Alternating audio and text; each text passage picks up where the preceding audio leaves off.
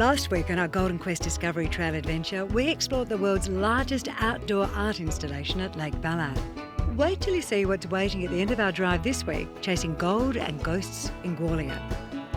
Our accommodation on the Golden Quest Discovery Trail has been really lovely. Just putting it out there though, our overnight accommodation at Gwalia is in a class of its own. Can I just say, when I discovered we were staying here at Hoover House, which was designed by Gwalia's first mine manager, a young American by the name of Herbert Hoover. Yes, he went on to become the 31st president of his nation. I may have done a little happy dance. Why? Well, there is a couple of things. We're going to start inside and we'll work our way out here. Hoover certainly had a grand vision for the house. The original sleeping quarters are now a luxury B&B. And aside from the beds, all the beautiful furniture was actually made here on site. If it wasn't for the en-suites and the air conditioning, you could swear it was the early 1900s. From the floorboards to the furniture and the lights, everything inside the house is original, all with stories to tell. Outside, huge verandas to relax and read a book on, lush gardens repelling the harsh Goldfields heat, and the piece de resistance, the jewel in the crown, the views. Out the back door, Mount Leonora.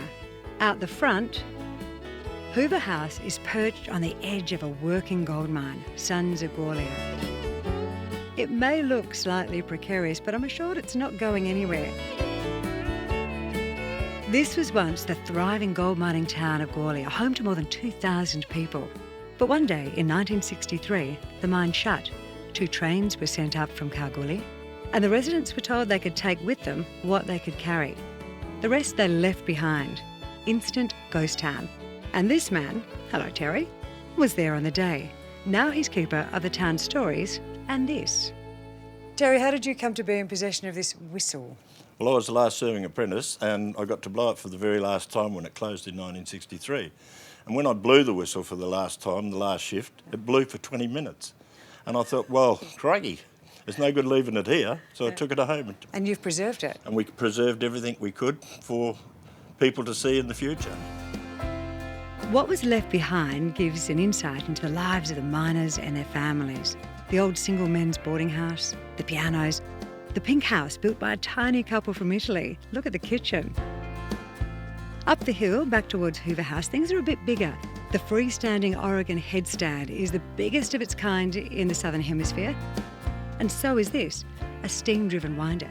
Even the spanner 16-year-old Terry would have used to fix it as part of his job was big.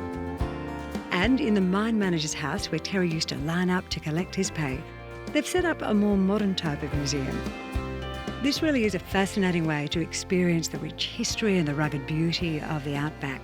Make sure you order a copy when you download the Trail app from the website. If you're lucky enough to catch Terry up here, he is pure gold.